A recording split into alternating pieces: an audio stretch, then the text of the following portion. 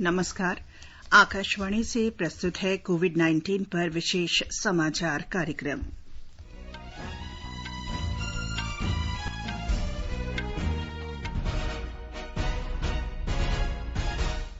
गृह मंत्री अमित शाह ने कोविड-19 महामारी की रोकथाम के लिए गठित नियंत्रण कक्ष के संचालन की समीक्षा की। सरकार किसानों को बेहतर लाभ सुनिश्चित करने के लिए उनसे न्यूनतम समर्थन मूल्य पर दलहन और तिलहन सीधे खरीद रही है। उत्तर प्रदेश सरकार राजस्थान के कोटा में फंसे विद्यार्थियों को वापस लाई।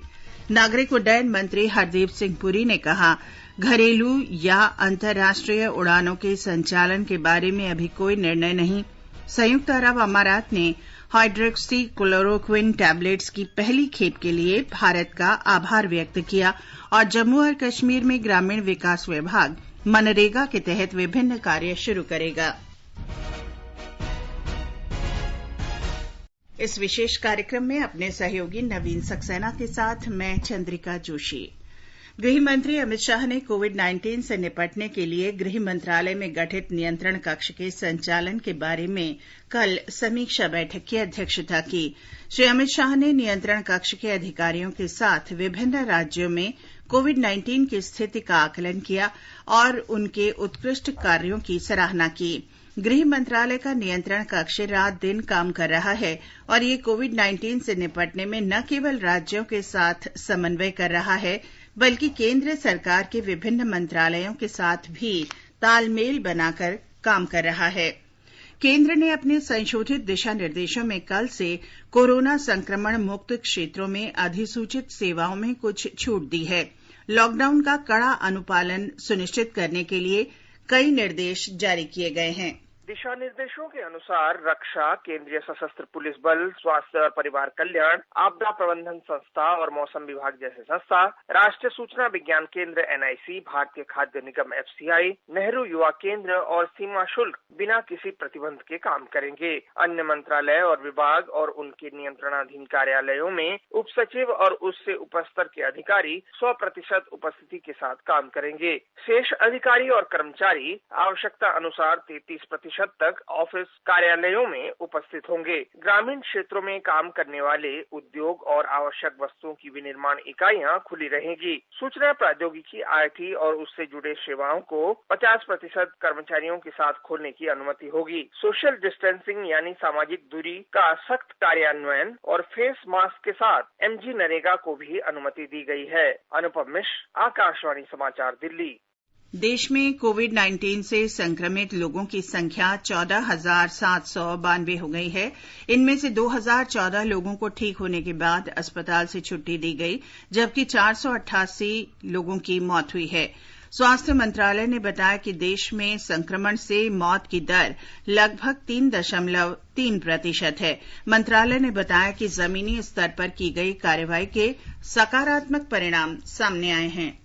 23 स्टेट्स में 45 अदर डिस्ट्रिक्ट्स है जहां पर भी पिछले 14 दिनों से कोई भी नया केस रिपोर्ट नहीं हुआ है। 22 नए डिस्ट्रिक्ट्स 12 स्टेट्स में ऐसे आए हैं जहां पर कि पिछले 14 दिनों से कोई केस रिपोर्ट नहीं हुआ है। अगर इसी तरीके से जिला स्थाई पर कंटेनमेंट स्ट्रैटेजी और लॉकडाउन पर हम काम करते रहें तो हमें लगता है कि हमें इसी तरह के पॉजिटिव रिजल्ट्स आते रहेंगे। गृह मंत्रालय ने बताया कि केंद्र और राज्यों ने नागरिकों की समस्याएं दूर करने के लिए नियंत्रण कक्ष और हेल्पलाइन नंबर शुरू किए हैं। सभी राज्यों ने जिला और राज्य स्तर पर आपात केंद्र शुरू किए हैं। ये आपातकालीन सेवा लोकेशन बेस्ड ट्रैकिंग या GPS की मदद से पीड़ित व्यक्ति की लोकेशन को ट्रैक करते हुए अतिशीघ्र सेवा प्रदान कर सकती है। कोविड-19 के दौरान लॉकडाउन में इमरजेंसी में लोगों ने इस प्रणाली का काफी उपयोग किया है। गर्भवती महिलाओं ने, बुजुर्गों ने, दिव्यांगजनों ने 112 का इस्तेमाल करते हुए सहायता पाई है। श्रम मंत्रालय ने मजदूरों की शिकायतें दूर करने के लिए 20 नियंत्रण कक्ष बनाए हैं। गृह मंत्रालय के टोल फ्री नंबर से नागरिकों की शिकायतों का समाधान किया जा रहा है। ये नंबर हैं 1930 और 1944। 29 राज्यों और केंद्र शासित प्रदेशों में आपातकालीन नंबर 112 भी काम कर रहा है। इस नंबर पर पुलिस, अग्निशमन विभाग और एम्बुलेंस सेवाएं हासिल की जा सकती हैं। केंद्रीय कृषि एवं किसान कल्याण तथा ग्रामीण विकास मंत्री नरेंद्र सिंह तोमर ने कल राज्यों और केंद्र शासित प्रदेशों के ग्रामीण विकास मंत्रियों और संबंधित अधिकारियों के साथ वीडियो कॉन्फ्रेंस के जरिए बैठक की। बैठक में कल से गैर संक्रमित क्षेत्रों में लॉकडाउन से छूट के संदर्भ में विचार विमर्श हुआ। गैर संक्रमित क्षेत्रों में केंद्र सरकार की छूट के अंतर्गत महात्मा गांधी ग्रामीण रोजगार गारंटी योजना, प्रधानमंत्री आवास योजना, ग्रामीण प्रधानमंत्री ग्राम सड़क योजना और राष्ट्रीय ग्रामीण आजीविका मिशन के तहत विभिन्न विकास कार्य शुरू किए जाएंगे। श्री तोमर ने कल जम्मू कश्मीर के उपराज्यपाल के सलाहकार बशीर अहमद खान से भी वीडियो कॉन्फ्रेंस के जरिए विभिन्न मुद्दों पर विचार विमर्श किया। उन्होंने राज्य में शुरू किए जाने वाले मनरेगा के कामों पर भी चर्चा की। कृषि मंत्री ने राज्य में संक्रमण की रोकथाम के लिए करीब 7 लाख मास्क तैयार करने के ग्रामीण विकास विभाग के प्रयासों की भी सराहना की। ग्रामीण विकास विभाग जल्दी दिशा निर्देशों के उचित पालन के साथ जम्मू कश्मीर में महात्मा गांधी राष्ट्रीय ग्रामीण रोजगार गारंटी अधिनियम के तहत विभिन्न कार्यों को निष्पादित करना शुरू कर देगा। श्रमिकों को कार्य करते समय मास्क पहनना अनिवार्य होगा और उचित दूरी बनाए रखनी होगी। मनरेगा कार्यों को शुरू करने का उद्देश्य दैनिक वेतनभोगी श्रमिकों को राहत देना है ताकि वे विभिन्न पंचायत सत्र की योजनाओं के माध्यम से अपनी आजीविका कमा सके। इस बीच कश्मीर प्रांत में 13 नए पॉजिटिव मामलों के आने के साथ जम्मू कश्मीर केंद्र शासित प्रदेश में पॉजिटिव मामलों की संख्या अब 341 तक बढ़ गई है। आकाशवाणी समाचार के लिए श्रीनगर से सुनील कौल। केंद्र सरकार किसानों को उनके उत्पाद का अच्छा लाभ देने की कोशिश कर रही है। देश के विभिन्न भागों में किसानों से न्यूनतम समर्थन मूल्य पर दालों और तिलहनों की खरीद का कार्य चल रहा है। रबी मौसम के दौरान मूल्य समर्थन योजना PSS के अंतर्गत कर्नाटक, आंध्र प्रदेश, तेलंगाना, राजस्थान, महाराष्ट्र, उत्तर प्रदेश और हरियाणा में फसल खरीद का कार्य चल रहा है।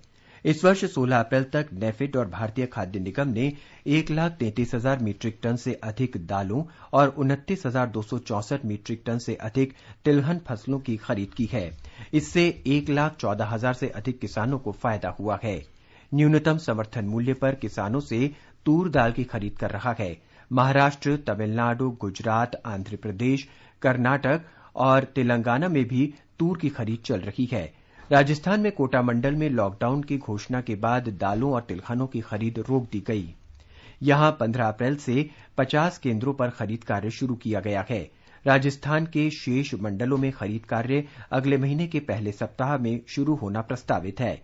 हरियाणा में सरसों और चने की खरीद 163 केंद्रों में 15 अप्रैल से शुरू हो गई है। हमारे संवाददाता ने खबर दी है कि मध्य प्रदेश में चना, मसूर और सरसों की खरीद की तैयारी की गई है और किसानों को अपने उत्पाद खरीद केंद्रों पर लाने की सूचना दे दी गई है। सरकार ने स्पष्ट किया है कि घरेलू या अंतर्राष्ट्रीय उड़ानों के संचालन के बारे में अभी कोई निर्णय नहीं लिया गया है। नागरिक उड्डयन मंत्री हरदीप सिंह पुरी ने विमान कंपनियों से इस बारे में सरकार के फैसले के बाद ही बुकिंग शुरू करने को कहा है। कल एयर इंडिया ने 1 जून की यात्रा तिथि से अंतर्राष्ट्रीय उड़ानों के लिए बुकिंग शुरू करने की घोषणा की थी। कोविड-19 महामारी के कारण सभी उड़ानों पर प्रतिबंध है। इस बीच गृह मंत्रालय ने कहा है कि लॉकडाउन के कारण भारत में फंसे जिन विदेशी नागरिकों की वीजा अवधि समाप्त हो चुकी है या समाप्त होने जा रही है, उनके लिए आवेदन मिलने पर वीजा अवधि 3 मई तक बढ़ा दी जाएगी। साथ ही विदेशी नागरिकों को अनुरोध मिलने पर 17 मई तक बिना किसी जुर्माने के रहने की अनुमति भी दी जाएगी। सरकार ने देश भर में जरूरतमंद लोगों की मदद करने के लिए पूरे डाक तंत्र को सुचारू रूप से संचालित करने के निर्देश दिए हैं। संचार मंत्री रविशंकर प्रसाद ने कल राज्यों के मुख्य महाडाकपालों और डाक विभाग के मुख्य महाप्रबंधकों के साथ वीडियो कॉन्फ्रेंस के जरिए एक बैठक में ये निर्देश दिए। श्री रविशंकर प्रसाद ने सबसे निचले तबके और जरूरतमंद लोगों तक खाद्य वस्तुएं तत्काल पहुंचाने के तौर तरीकों पर ध्यान केंद्रित करने के निर्देश दिए। उन्होंने कहा कि जीवन रक्षक दवाओं की आपूर्ति के लिए स्पीड पोस्ट का इस्तेमाल किया जाना चाहिए। भारतीय डाक के कर्मचारी देश भर में श्रमिकों को खाद्य वस्तुओं के पैकेट बांटने का भी काम कर रहे हैं। केंद्रीय श्रम और रोजगार मंत्री संतोष गंगवार ने विभिन्न राज्यों और केंद्र शासित प्रदेशों के प्रशासनों से श्रमिकों की समस्याओं का समाधान करने के लिए नोडल अधिकारियों की नियुक्ति का अनुरोध किया है। श्री गंगवार ने राज्य सरकारों के श्रम मंत्रियों को लिखे एक पत्र में कहा है कि कोरोना महामारी के प्रकोप को रोकने के लिए घोषित किए गए लॉकडाउन के संदर्भ में श्रमिकों के मुद्दों को सुलझाने के लिए केंद्र सरकार ने नियंत्रण कक्ष स्थापित किए हैं। मानव संसाधन विकास मंत्रालय ने शिक्षा पर कोविड-19 का असर कम करने के लिए अनेक कदम उठाए हैं। हमारे संवाददाता ने बताया है कि राष्ट्रीय मुक्त विद्यालय संस्थान ने स्वयं प्रभा, डीटीएच चैनल पाणिनि, शारदा और किशोर मंच चैनल पर स्काइप के माध्यम से शिक्षा सत्र प्रसारण करने की शुरुआत की है। विद्यार्थी डीटीएच चैनल और NIOS के YouTube चैनल पर अपने पाठ आधारित शिक्षा कार्यक्रम को देख सकेंगे। वे 4 विभिन्न विषयों के विशेषज्ञों के साथ सुबह 7 से दोपहर 1 बजे तक 6 घंटे का रिकॉर्डिंग और दोपहर 1 से शाम 7 बजे तक लाइव टेलीकास्ट देख सकेंगे। टेलीकास्ट के दौरान विद्यार्थी NIOS वेबसाइट के छात्र पोर्टल से विषय विशेषज्ञों से अपने प्रश्न भी पूछ सकेंगे। सेल्फ लर्निंग मटेरियल के अतिरिक्त स्वयं पोर्टल वीडियो लेक्चर्स और स्वयं मूल्यांकन की सुविधा भी प्रदान करता है। इसके अतिरिक्त जिनके यहाँ इंटरनेट की सुविधा नहीं है, इन वीडियो लेक्चरों को लाइव सेशन के साथ मानव संसाधन विकास मंत्रालय के स्वयं प्रभा टीवी चैनलों पर प्रसारण किया जाता है ताकि वे अपने शिक्षकों एवं विषयों के विशेषज्ञों के साथ परस्पर बातचीत कर सकें। दीपेंद्र कुमार, आकाशवाणी समाचार। तमिलनाडु में भी राष्ट्रीय प्रौद्योगिकी संस्थान त्रिची ने लॉकडाउन के दौरान विद्यार्थियों के लिए बड़े पैमाने पर ऑनलाइन कक्षाएं शुरू की हैं। संस्थान की वेबसाइट पर नियमित रूप से अपलोड किए जा रहे पावर पॉइंट प्रस्तुतिकरण और व्याख्यान नोट के अलावा प्रयोग के आधार पर रिकॉर्डेड व्याख्यान भी उपलब्ध कराए जा रहे हैं। ये समाचार आकाशवाणी से प्रसारित किए जा रहे हैं। हमारा डेजर्ट आ गया पर हमारी चैंपियन नहीं आई अब तक। बिल भरने के पहले तो आएगी ना। सो गर्ल्स, क्या हो रहा है? बिल हो रहा है। चल अपना कार्ड दे। पिन दे। RBI कहता है अपना पिन, OTP, CVV या इंटरनेट बैंकिंग पासवर्ड किसी को ना दे। ऑनलाइन बैंकिंग सिर्फ अपने ही कंप्यूटर, मोबाइल और सिक्योर नेटवर्क से करे। हाँ, ये खाने की चैंपियनशिप थी क्या? RBI कहता है जानकार बनिए, सतर्क रहिए। अधिक जानकारी के लिए 14440 पर मिस्ड कॉल दें। भारतीय रिजर्व बैंक द्वारा जनहित में जारी। खुजली झटपट दूर करे, वो है जालिम लोशन, दाग को जो पल में हरे, वो है जालिम लोशन। पीढ़ियों से प्रचलित वही नाम वही काम, जालिम लोशन, चर्म रोगों का दुश्मन जालिम लोशन। कोविड-19 पर विशेष समाचार कार्यक्रम में आपका फिर स्वागत है। आगे बढ़ने से पहले एक नजर मुख्य समाचारों पर। गृह मंत्री अमित शाह ने कोविड-19 महामारी की रोकथाम के लिए गठित नियंत्रण कक्ष के संचालन की समीक्षा की। सरकार किसानों को बेहतर लाभ सुनिश्चित करने के लिए उनसे न्यूनतम समर्थन मूल्य पर दलहन और तिलहन सीधे खरीद रही है। उत्तर प्रदेश सरकार राजस्थान के कोटा में फंसे विद्यार्थियों को वापस लाई। नागरिक उड्डयन मंत्री हरदीप सिंह पुरी ने कहा कि घरेलू या अंतर्राष्ट्रीय उड़ानों के संचालन के बारे में अभी कोई निर्णय नहीं।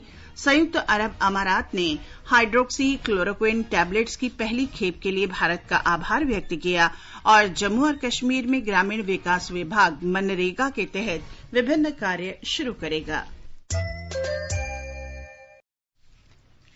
दिल्ली सरकार ने कोविड-19 के फैलाव को रोकने के लिए हॉटस्पॉट क्षेत्रों की संख्या बढ़ाकर 76 कर दी है। सरकार ने न्यू फ्रेंड्स कॉलोनी में ए ब्लॉक खैराबाद, रंगपुरी पहाड़ी में इजराइल कैंप, इंद्रपुरी में बुद्ध नगर, सिविल लाइन्स में ओबेराय अपार्टमेंट्स, मानसरोवर गार्डन का जी ब्लॉक, शास्त्री पार्क का ई और ए ब्लॉक, गौतमपुरी की गली नंबर 18 को हॉटस्पॉट घोषित किया है। ऑपरेशन शील्ड के अंतर्गत इन इलाकों को सील करने के आदेश दिए हैं। मध्य प्रदेश में कोरोना संकट के बीच कई दिनों बाद अच्छी खबर आ रही है। राज्य में उपचार के बाद स्वस्थ हुए लोगों की संख्या तेजी से बढ़ रही है, साथ ही नए संक्रमण में भी कमी आई है।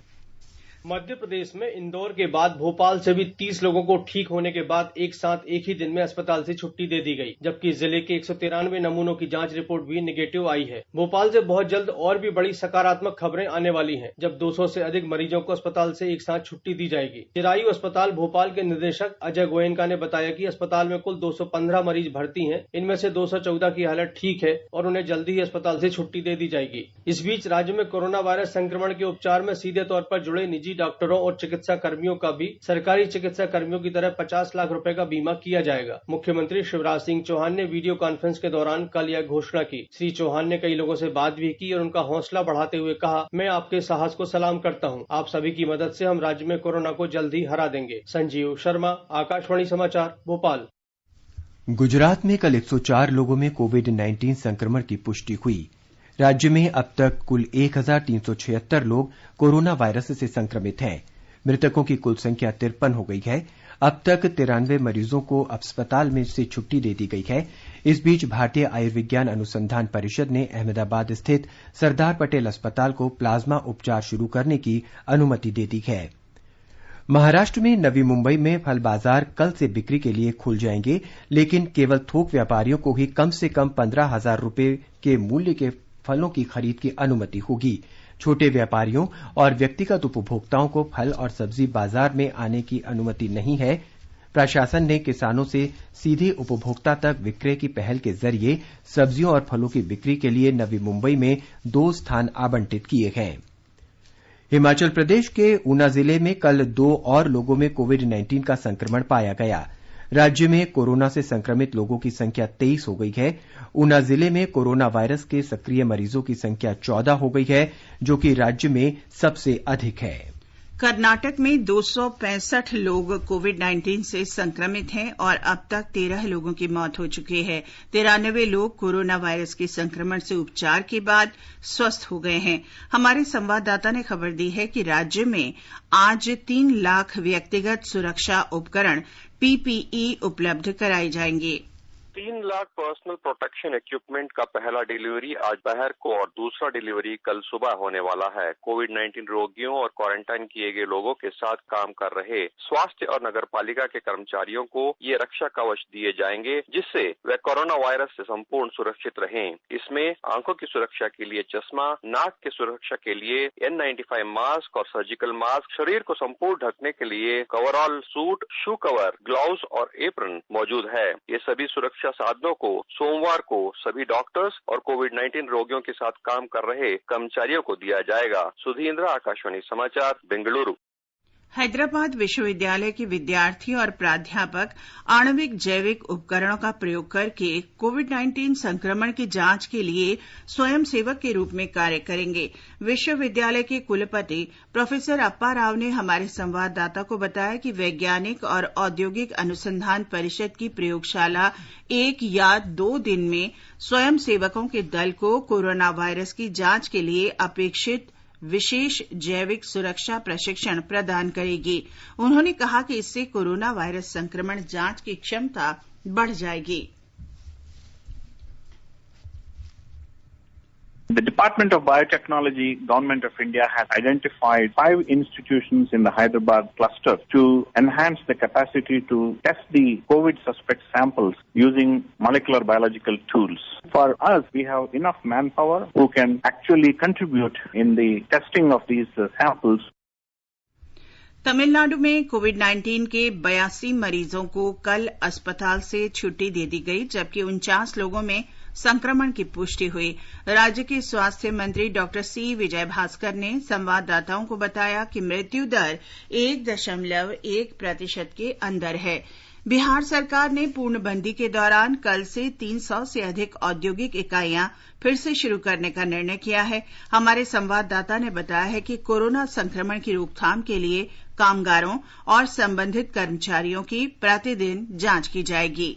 राज्य सरकार ने कामकाज के दौरान सोशल डिस्टेंसिंग का पालन करने का निर्देश दिया है। काम करने वाले लोगों का प्रत्येक दिन स्क्रीनिंग किया जाएगा ताकि संदिग्ध लोगों की पहचान की जा सके। लॉकडाउन के कारण जिन सड़क परियोजनाओं का काम रोक दिया गया था उसे फिर से चालू करने का निर्देश दिया गया है। ग्रामीण क्षेत्रों में मनरेगा के तहत विभिन्न कार्यों को शुरू किया जा रहा है। इन कार्यों में स्थानीय मजदूरों को शामिल किया जाएगा। 25 मनरेगा मजदूरों पर एक जीविका दीदी को तैनात किया जाएगा जो उन्हें कोरोना वायरस संक्रमण के बारे में जागरूक करेंगे। इस बीच राज्य के सरकारी स्कूलों में 9वीं और 10वीं कक्षा के छात्रों को टेलीविजन के जरिए पढ़ाया जाएगा। आकाशवाणी समाचार के लिए पटना से कृष्ण कुमार लाल।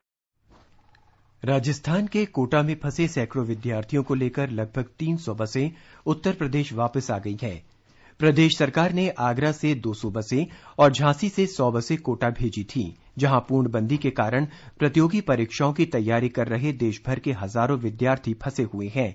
वापस आए सभी विद्यार्थियों की जांच की जाएगी और उन्हें घर भेजने से पहले संगरोध केंद्रों में रखा जाएगा। कोटा में इंजीनियरिंग और मेडिकल प्रवेश परीक्षाओं की तैयारी कर रहे विद्यार्थी उत्तर प्रदेश सरकार से उन्हें निकालने की लगातार अपील कर रहे थे, क्योंकि पूर्णबंदी के चलते शहर के सभी होटल और रेस्तरां बंद हैं और छात्रों को भोजन आदि के लिए कठिनाइयों का सामना करना पड़ रहा है। इस बीच उत्तर प्रदेश सरकार ने कहा है कि वो संक्रमण की रोकथाम के लिए लॉकडाउन का सख्ती से पालन सुनिश्चित कर रही है। साथ ही राज्य सरकार लोगों के हित के लिए भी प्रतिबद्ध है। मुख्यमंत्री योगी आदित्यनाथ ने कहा कि लॉकडाउन के कारण कोई भी व्यक्ति भूखा नहीं रहना चाहिए। सरकार शहरों से लौटे मजदूरों को मनरेगा योजना के अंतर्गत रोजगार उपलब्ध कराएगी। सरकार ने 27 लाख से ज्यादा मनरेगा मजदूरों के खातों में 611 करोड़ से ज्यादा की धनराशि ऑनलाइन भेजी है। विभिन्न पेंशन योजनाओं के लाभार्थियों के खातों में भी 871 करोड़ रुपए जमा कराए गए हैं। सरकार ने यह तय किया है कि शहरों से लौटे श्रमिकों को मनरेगा योजना के अंतर्गत रोजगार दिया जाएगा। 20 अप्रैल के बाद प्रदेश में कोरोना कंटेनमेंट जोन से बाहर मनरेगा के काम शुरू किए जाएंगे। ग्रामीण विकास विभाग के प्रमुख सचिव मनोज कुमार सिंह ने बताया कि मनरेगा के कार्य केंद्रीय गाइडलाइंस के अनुसार कराए जाएंगे। उधर मुख्यमंत्री योगी आदित्यनाथ ने लॉकडाउन के दौरान अपने कार्यस्थलों पर न पहुंच सकने वाले अस्थायी श्रमिकों और कामगारों को मजदूरी और मानदेय का भुगतान करने के निर्देश दिए हैं। MS यादव, आकाशवाणी समाचार, लखनऊ। उत्तर प्रदेश में दारुल उलूम देवबंद ने मुसलमानों से रमजान महीने के दौरान पूर्णबंदी के नियमों का उल्लंघन न करने की अपील की है। रमजान का महीना 25 अप्रैल से शुरू होने की उम्मीद है। राज्य के सहारनपुर जिले में दारुल उलूम देवबंद के वाइस चांसलर अब्दुल कासिम नोमानी ने कहा कि स्वास्थ्य विभाग के दिशा निर्देशों का सख्ती से पालन किया जाना चाहिए और किसी भी तरह की भीड़ से बचना चाहिए। आकाशवाणी से बातचीत में दारुल उलूम देवबंद के मीडिया प्रभारी अशरफ उस्मानी ने कहा कि रमजान और तरावी के बारे में बहुत जल्द विस्तृत फतवा जारी किया जाएगा। जिस तरीके से कोविड-19 रोज अफजू है और अपने पांव फैला रहा है, ये बिला शुबह तशवीश की बात है और इसके सद्देबाब के लिए मुश्तरका जद्दोजहद जरूरी है। और जरूरी ये भी है कि महकमा सेहत की जो गाइडलाइन है उसके ऊपर अमल किया जाए। खास तौर पर लॉकडाउन की पाबंदी की जाए, बाहर निकलने से इज्तनाब किया जाए। रमजान शरीफ तशरीफ ला रहे हैं, इसमें भी इस बात का खास ख्याल रखा जाए कि तरावी में जो महकमा सेहत की गाइडलाइन है उससे सिवा अफराद न हो। सोशल डिस्टेंसिंग का उसूल अपनाना और इसको इख्तियार करना अगर जरूरी है तो वो किया ही जाना चाहिए। आकाशवाणी समाचार विशेषज्ञों की सलाह श्रृंखला में कोविड-19 के बारे में वरिष्ठ चिकित्सकों का परामर्श प्रसारित कर रहा है। अखिल भारतीय आयुर्विज्ञान संस्थान एम्स के आपात औषध विभाग के डॉ संजीव भोई ने बताया कि यदि किसी व्यक्ति को खांसी और सर्दी जुकाम है लेकिन उसने विदेश यात्रा नहीं की है और न ही कोरोना वायरस संक्रमित किसी व्यक्ति के संपर्क में आया है तो उसे जांच कराने की जरूरत नहीं है। If you have common cough and cold and if you are not traveled abroad or you are not in touch with a person who has come from abroad or you are not in a touch with any patient who has this disease, you do not have to worry or you do not require any testing. Be at home. Akhil Bharatiya Ayurvigyan संस्थान AIIMS के anaesthesia विभाग की डॉ S Rajeshwari ने लोगों को घर में ही रहने तथा बार बार हाथ धोते रहने और सैनिटाइज करने के निर्देशों का पालन करने की सलाह दी है। We have seen that there is a severe shortage of ICU facilities in the most developed of countries. And in order that we do not face the same calamity in our country, it is vital that we do not stress the health system by becoming more sick and bringing more patients. And for this, I urge that you must stay at home and must maintain hand hygiene to reduce the number of patients coming into the hospital. Ram Manohar Lohia अस्पताल के वरिष्ठ चिकित्सक रजनीश कौशिक ने भी इस बीमारी से बचने के लिए उपाय सुझाए हैं। जो हमारे प्रोटोकॉल्स है, सोशल डिस्टेंसिंग है, वो मेंटेन करना है। मास्क लगा के घूमना, जैसे दिल्ली में अब तो कंपलसरी हो गया मास्क लगा के जाना। प्रेफरेबली 2 मीटर का डिस्टेंस रखना है। और जो हमें खांसी जुकाम है तो हमें नहीं जाना, आपको इन्फॉर्म करना चाहिए अगर किसी को खांसी जुकाम हो, चाहे वो नजला जुकाम लगे कि नॉर्मल कोल्ड लग रहा है, जैसे सीजनल को इन्फ्लुएंजा होता है, तो उसको भी इग्नोर नहीं करना, उसको जाके दिखाना है। अब तो टेस्ट काफी अवेलेबल हो गए हैं, प्राइवेट में भी सरकारी में भी फटाफट टेस्ट कराने हैं अगर जरा सा भी डाउट लग रहा है तो। आकाशवाणी के समाचार सेवा प्रभाग के कोविड-19 पर लाइव फोन इन कार्यक्रम में आज सर गंगाराम अस्पताल नई दिल्ली के department of rheumatology and clinical immunology में वरिष्ठ परामर्शदाता doctor lieutenant general Ved Chaturvedi से परिचर्चा प्रसारित होगी।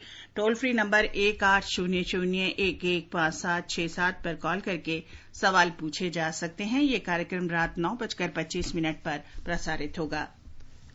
सरकार लॉकडाउन अवधि के दौरान जरूरतमंद लोगों को राहत उपलब्ध कराने के हर संभव प्रयास कर रही है। गुजरात में गांधीनगर के श्रमिक मोहम्मद कुरैशी ने बताया कि पूर्णबंदी के दौरान सरकार की ओर से निःशुल्क राशन मिल रहा है।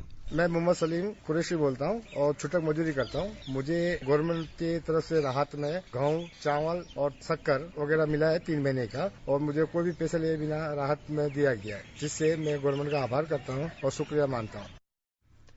बिहार के एक लाभान्वित जयकिशोर यादव ने आवश्यक वस्तुओं की आपूर्ति के लिए डाक विभाग का आभार व्यक्त किया। मेरा नाम जयकिशोर यादव हुआ। हम पूर्व प्रमुख हनुमान नगर जिला ही घर हुआ हमारा। 10 साढ़े 10 बजे से लेकर और शाम 4 साढ़े 4 बजे तक लगभग सैकड़ों भीड़ को इन्होंने कम किया। इस आफत की घड़ी में जब बैंक में लाइन कतार लग के लोग दिन भर वापस आते रहे हैं, ऐसी परिस्थिति में इन्होंने सराहनीय काम किया है। जैसे हम तमाम ग्रामवासी इनको धन्यवाद देते। भारत ने हाइड्रोक्सी क्लोरोक्विन HCQ की पहली खेप संयुक्त अरब अमारात को भेजी है। 55 लाख गोलियों की यह खेप अमारात में कोविड-19 प्रभावित मरीजों के इलाज के लिए है। दिल्ली स्थित अमारात दूतावास ने दवा की पहली खेप भेजने के लिए भारत सरकार के प्रति आभार व्यक्त किया है। ये समाचार हमारी वेबसाइट newsonair.com/hindi पर भी उपलब्ध हैं। और अब आज के समाचार पत्रों की सुर्खियों के साथ हैं नवीन सक्सेना। धन्यवाद चंद्रिका। कोरोना वायरस के संक्रमण की स्थिति और जांच का दायरा बढ़ाने को आज के अखबारों ने सुर्खियों में दिया है। जनसत्ता ने लिखा है, पूर्णबंदी के दौरान जरूरी वस्तुओं की निर्बाध आपूर्ति और देश के विभिन्न हिस्सों में मजदूरों को मदद पहुंचाने तथा चिकित्सा उपायों को लेकर सरकार ने समीक्षा बैठकें की। अमर उजाला लिखता है, दिल्ली में कल एक दिन में 186 नए मामले सामने आए। दैनिक जागरण लिखता है कि दिल्ली सरकार ने स्पष्ट किया कि व्यवस्था में बदलाव अभी नहीं, दिल्ली सरकार के कार्यालय अभी नहीं खुलेंगे। अमर उजाला ने नौसेना में एक पोत में संक्रमण से प्रभावित कर्मचारियों के नमूने जांच के लिए भेजने की खबर दी है। हिंदुस्तान लिखता है, राहत की बात है कि देश के 47 जिले संक्रमण से मुक्त हैं।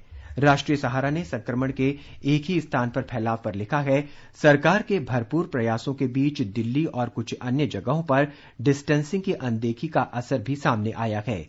अखबारों ने नागर विमानन मंत्रालय के हवाले से लिखा है कि उड़ानें शुरू करने के बारे में अभी कोई स्पष्ट फैसला नहीं किया गया है। इधर राष्ट्रीय राजमार्गों पर 20 अप्रैल से शुरू हो जाएगी टोल टैक्स वसूली, छूट समाप्त।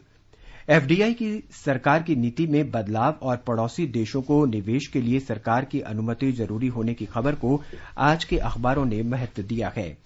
मौसम के बदले अंदाज पर हिंदुस्तान लिखता है, दिल्ली एनसीआर में अगले 7 दिन बादलों और बूंदाबांदी का मौसम बना रहेगा।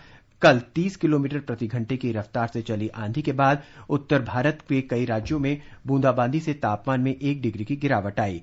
नवभारत टाइम, राजस्थान पत्रिका और राष्ट्रीय सहारा ने पहले पन्ने पर कोरोना के खिलाफ भारत के साथ एकजुटता दिखाते हुए स्विट्जरलैंड के पर्वतों पर रोशनी से 1000 मीटर के दायरे में तिरंगा उकेरने की छवि के साथ लिखा है, तिरंगे से रोशन हुआ स्विट्जरलैंड का पहाड़, मोदी बोले जीतेगी मानवता।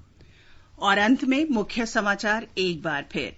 गृह मंत्री अमित शाह ने कोविड-19 महामारी की रोकथाम के लिए गठित नियंत्रण कक्ष के संचालन की समीक्षा की। सरकार किसानों को बेहतर लाभ सुनिश्चित करने के लिए उनसे न्यूनतम समर्थन मूल्य पर दलहन और तिलहन सीधे खरीद रही है। उत्तर प्रदेश सरकार राजस्थान के कोटा में फंसे विद्यार्थियों को वापस लाई। नागरिक उड्डयन मंत्री हरदीप सिंह पुरी ने कहा कि घरेलू या अंतर्राष्ट्रीय उड़ानों के संचालन के बारे में अभी कोई निर्णय नहीं। संयुक्त अरब अमारात ने हाइड्रोक्सी क्लोरोक्विन टैबलेट्स की पहली खेप के लिए भारत का आभार व्यक्त किया। और जम्मू और कश्मीर में ग्रामीण विकास विभाग मनरेगा के तहत विभिन्न कार्य शुरू करेगा। इसके साथ ही कोविड-19 पर विशेष समाचार कार्यक्रम का ये अंक समाप्त हुआ। नमस्कार।